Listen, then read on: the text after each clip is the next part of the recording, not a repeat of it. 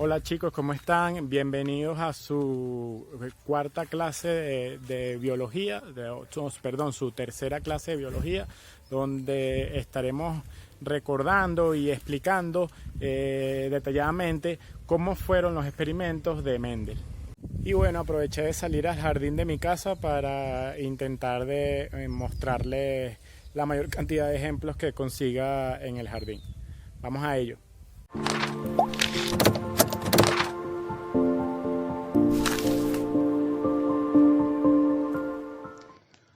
Las bases de la genética las estableció el religioso botánico austriaco Gregor Mendel, eh, cuyos estudios de la herencia en guisantes lo llevaron a proponer ciertos principios fundamentales que años más tarde fueron denominados las leyes de Mendel. Los trabajos de Mendel permanecieron en el olvido hasta inicios del siglo XX, cuando se demostró que eran válidos no solo para los guisantes, sino también para otra serie de seres vivos. Se estableció entonces que las partículas conocidas actualmente con el término de gen son los responsables de la herencia y están localizados específicamente en los cromosomas, que se encuentran en el propio núcleo de las células. Mendel utilizó una metodología específica en sus experimentos de invernación. En su trabajo original planteaba que el valor y la unidad de cualquier experimento depende de la amplitud del material para la finalidad con que se lo usa. Bajo esta premisa, él selecciona como material experimental a las plantas de guisantes debido a que son plantas fácil de conseguir, fácil de cultivar y además que crecen con suma rapidez. Y las distintas variedades de la planta de guisante presentan distintas características que se podían reproducir con facilidad, generación tras generación. Además de estas características, el estigma, las anteras y los óvulos, que son las estructuras sexuales de la flor, como podemos observar en esta imagen, quedan encerrados por completo por los pétalos, aun cuando sexualmente están maduros. Lo que trae como consecuencia que la flor en unas condiciones normales se autopoliniza. Aunque las plantas se podían cruzar en forma experimental, no podrían ocurrir polinizaciones accidentales que alterasen los resultados del experimento. Mendel analizó de manera matemática la descendencia de la primera y la segunda generación y organizó los datos de manera de que los resultados pudiesen evaluarse con bastante sencillez y objetividad. Resultados del cruce monohíbrido realizado por Mendel.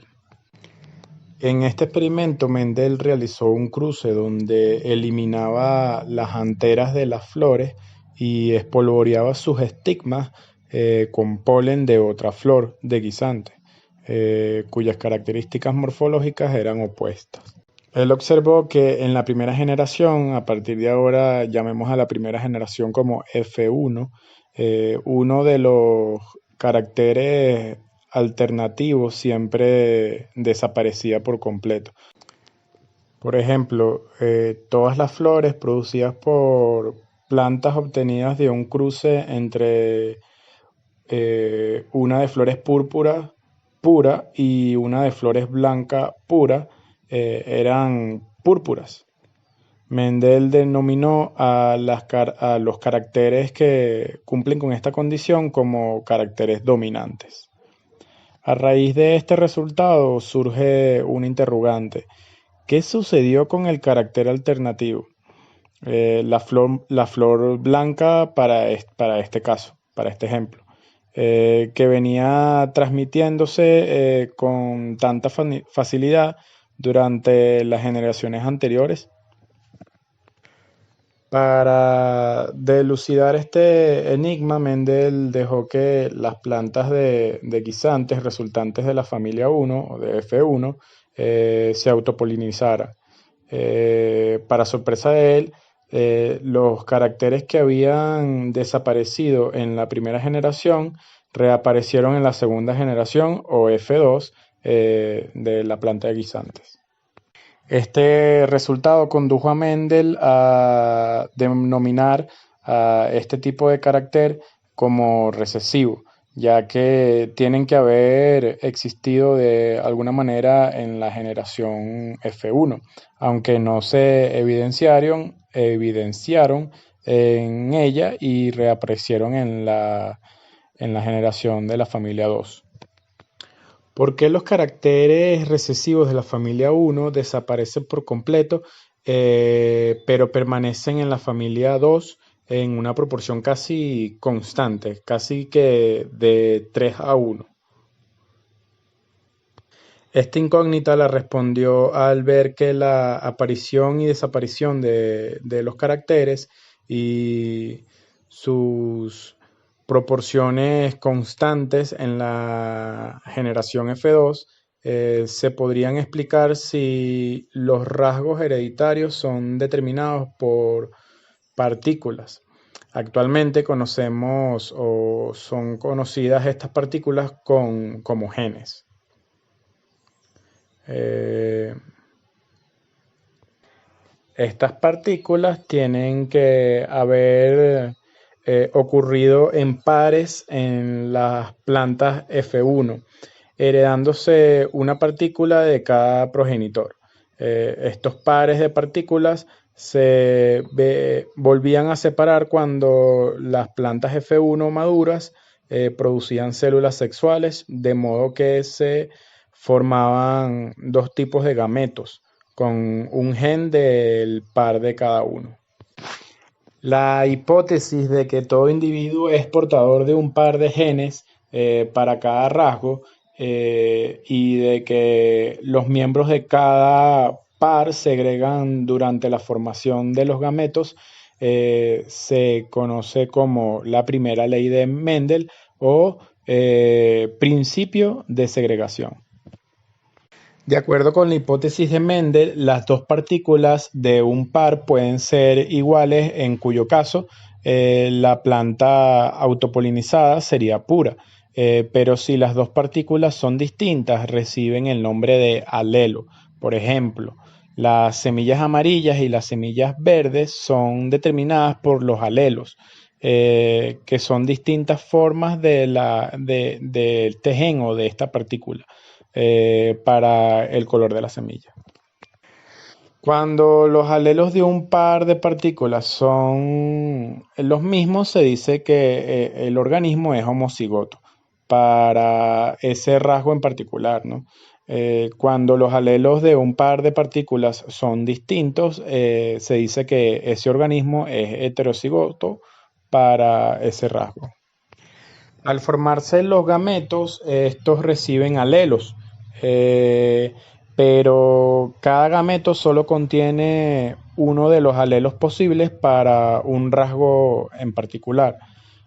Cuando los dos gametos se combinan en el óvulo fecundado, los alelos se ordenan de nuevo en pares concordantes, ¿no? Si los alelos son iguales, se expresan los dos, pero si los alelos son distintos, uno puede dominar al otro. Aquí es donde está la presencia de la dominancia, en cuyo caso el organismo aparece como si solo si tuviese el alelo dominante. Este aspecto externo de un rasgo se conoce como fenotipo. En cambio, en la conformación genética o genotipo, cada alelo todavía existe independientemente y como una unidad individual, aunque no se exprese o no se vea en el fenotipo. El alelo recesivo habrá de separarse de su pareja dominante cuando se vuelvan a formar los gametos.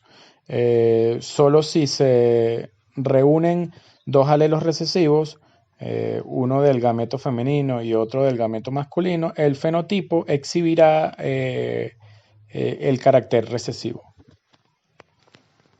A continuación, presentaremos los resultados del cruce dihíbrido realizado por Mendel. Utilizando la misma metodología, Mendel realizó una segunda serie de experimentos a la cual consideraba la transmisión simultánea de dos caracteres. Es decir, para el momento del cruce, él tomó en cuenta el color y la textura de las semillas de ambos progenitores. Tomando en cuenta de antemano que las semillas amarillas y lisas son dominantes sobre las verdes y rugosas, él cruzó una planta de semillas amarillas lisas con una planta de semillas verdes y rugosas, eh, homocigota para ambos caracteres. Y como resultado de la primera generación filial o F1, él observó que todas las semillas manifestaban color amarillo y textura lisa. Al sembrar estas semillas y dejar que las flores se autopolinizaran, obtuvo 1312 semillas pertenecientes a la segunda generación filial o F2, quedando distribuidas de la siguiente manera. 738 presentaron las características dominantes, que eran liso y amarillo, pero solo 82 manifestaron las características recesivas, que eran rugoso y verde.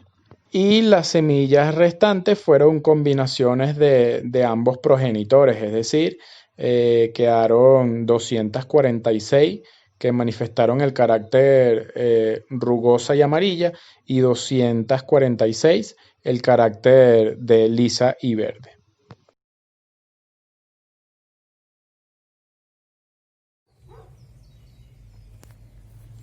Las hormigas, los insectos, las abejitas, los zancudos son los responsables de que esta polinización ocurra de forma natural. Los resultados de este experimento no contradicen a los resultados del primero, ya que las semillas lisas y rugosas se mantienen en una proporción de 3:1. Al igual que las semillas verdes y amarillas, pero los caracteres liso y amarillo y rugoso y verde, que antes estaban combinados con una misma planta, se comportan como si fuesen por completo independientes. Esto condujo a Mendel a la formulación de su segunda ley, la cual denominó principio de distribución independiente. Esta ley propone que los pares de alelos que determinan características diferentes se separan independientemente uno del otro durante la formación de los gametos, de manera que se encontrarán con igual frecuencia en los gametos todas las combinaciones posibles de alelos. Esto ha sido todo por hoy, espero que lo hayan disfrutado y entonces nos vemos la próxima semana. Vaya.